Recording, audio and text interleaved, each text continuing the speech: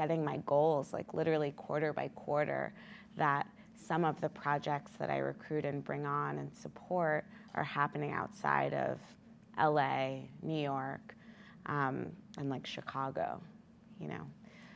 So that's a small way of doing it. I think I can also speak just about the projects that we share and are excited to get in front of people like you. I know that we have a real concerted effort behind looking for projects that are outside of those key urban centers too, so that they get visibility for someone like you to be able to find and support and be a part of.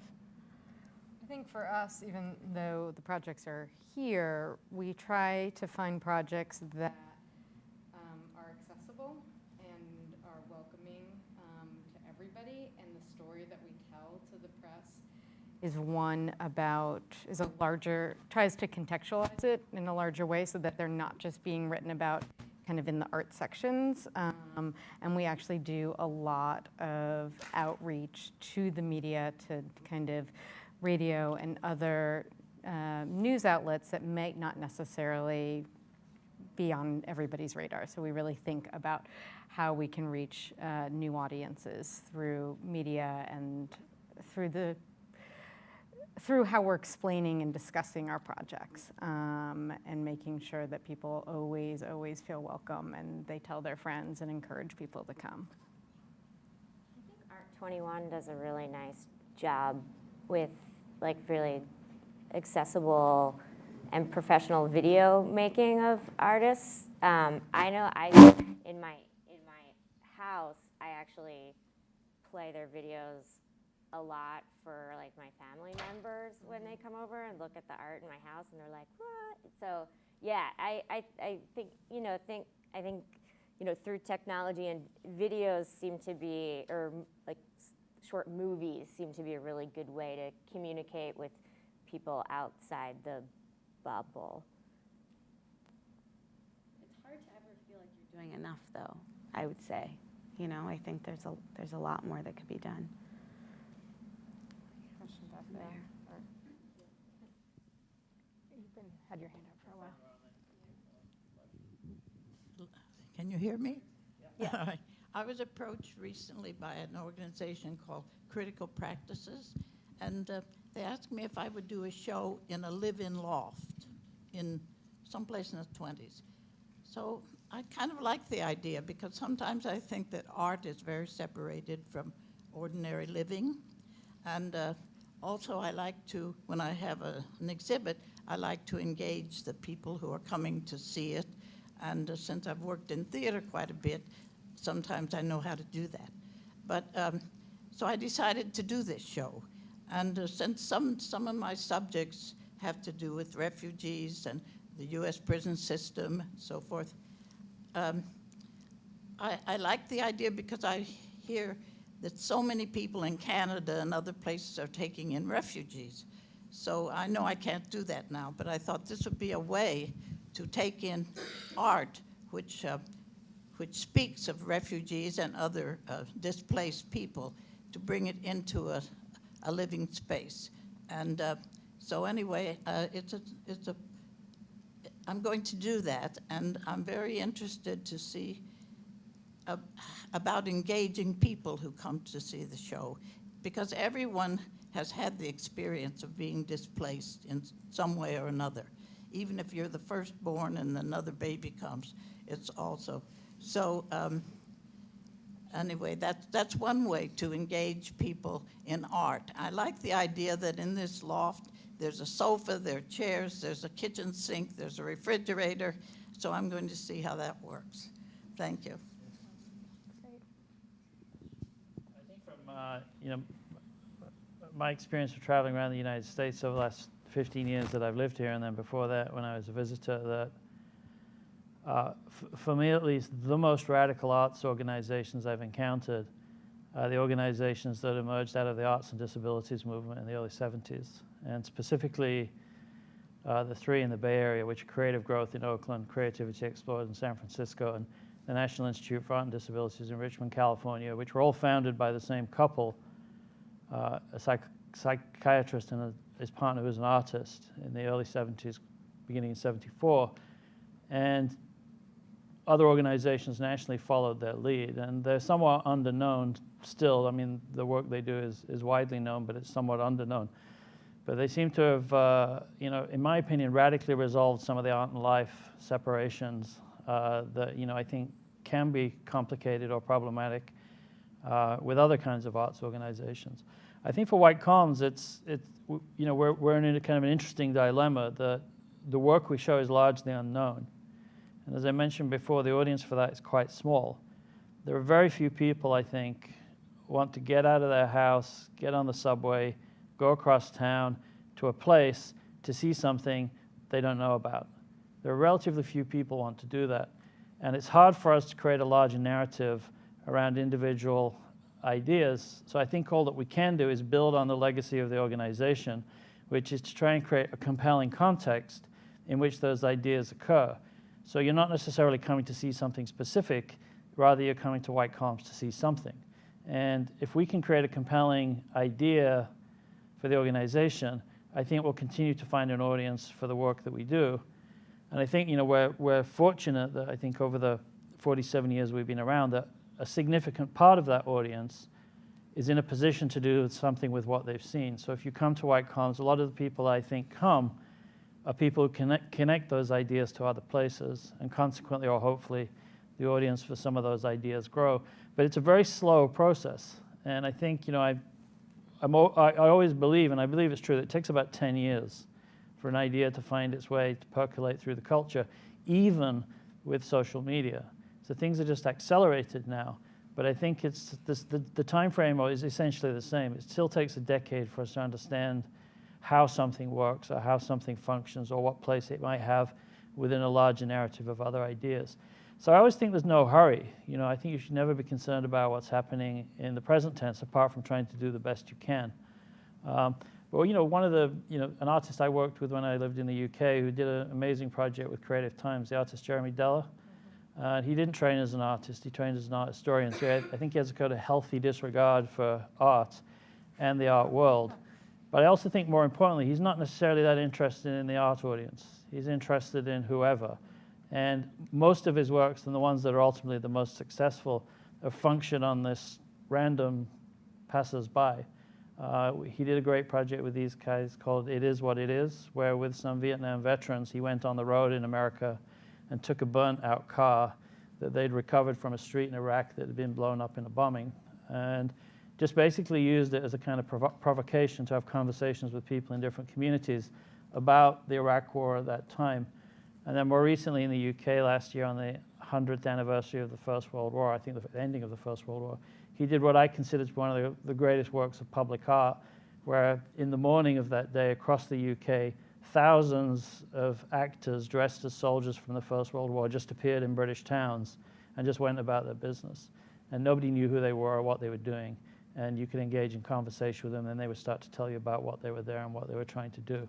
So, you know, I think there are different ways to reach audiences, but at the same time, I certainly think one of the beauties of art, and by art I mean all forms of culture, is that it operates quite slowly, and I think we should sort of try and preserve its speed, because I think if we lose that, then perhaps everything's lost.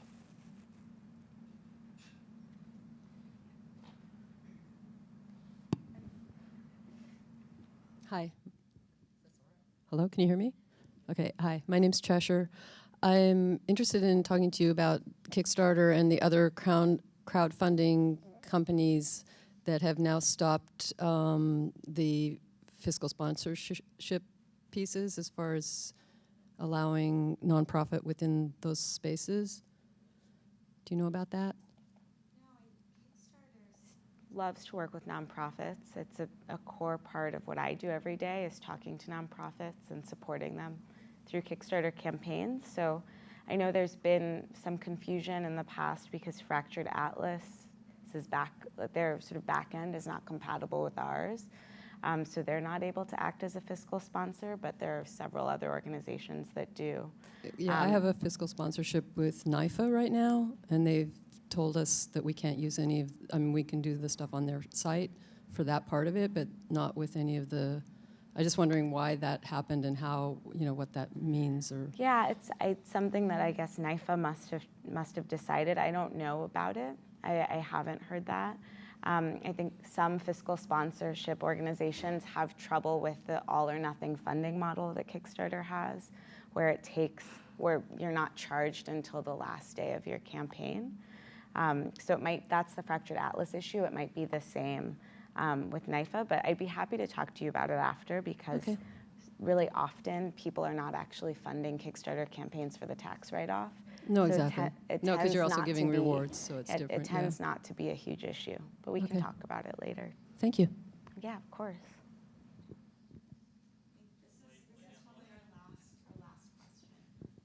Hi, thanks. I'm Chiquita. I know. Part of me wants to crowdsource a question, but that's too much. So I'm an arts journalist, and I'm currently working on a podcast about art to really draw out narratives around sort of the question of value and sort of this impulse and sort of how that kind of collides when the art comes out of your head and into the world. And, so this sort of tension that lots of artists experience between their personal and identities, as well as like institutional values and societal values. And so I was really interested, or one of the stories that I'm telling right now is this tension that's happening within arts and politics. And I wouldn't maybe call it a tension, but there have been so many shows and collaborations and things that we talked about where artists are coming together to make more protest art. And you touched on it briefly with this sort of dichotomy between commercial art and protest art. And you talked a lot about the challenges, but I'm wondering what are some of the opportunities that may be there from a curatorial standpoint to sort of interact with these works that are coming out. And I almost wonder, like, protest art feels like something that up until now has been sort of segmented as a kind of a second-class kind of art activity. Like, it's something that's done in response. It's sort of naive, but it's not going away. And I think people are making super PACs and finding other ways to like fund organizations and actually like doing things with the money that they're garnering from these things. So is there a way sort of for the curatorial community, for the Arts Foundation's community to be a part of that sort of economic infrastructure or conversation that's sort of coming out of this? No?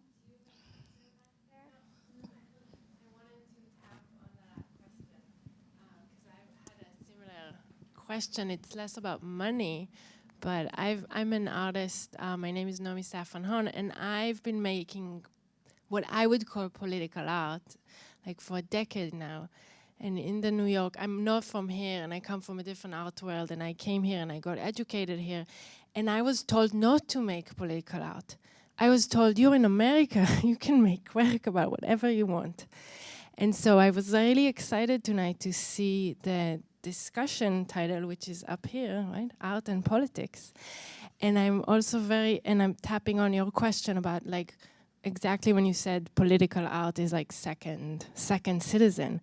And so my question for the cultural makers, because I assume there's lots of artists in the audience, we make the art and you are our gatekeepers from different organizations in a way, right? Like if I want my work out there, I can either write a grant, go to a commercial gallery, my question or my anecdote, or I kind of want to get your feedback on, and maybe that will help your question, is like, is it fashionable now because all of a sudden government is bad? That all of a sudden everybody is like, wait, we are artists, we should, think about our place in the world and what's happening. And I do want to say something, and I apologize if it sounds bad or problematic, but I do think artists of color have always been in that position because of their experience. And like there is kind of also that's maybe a different conversation for a different panel. But I think maybe, anyway, sorry. the first question, I was at PS1 last Friday night for what they call the Night at the Museum. And there's Hank Willis Thomas's big project there where he's created a super PAC, specifically to advance some of the ideas that are already present in his work, but to have a more kind of sort of social and political and public narrative around those ideas. And for me, it was very interesting to watch the space they had on the ground floor of PS1 with quite a substantially large audience and watch that space being animated by those people. And it reminded me of being in the Union Square 14th Street subway station when the Post-it note project started quite organically. And beyond, to further amplify your question, it seems to me that the street as a site is now more animated than it has been for a long time, and certainly my time in New York City, which is 15 years almost now. So it seems to me all of a sudden the street as a site for creativity, as a site for action, as a site for activism, has been animated in a way that really hasn't been the case, certainly I would imagine in America since the 1960s. That's what I was going to say, the 1960s, early 1960s.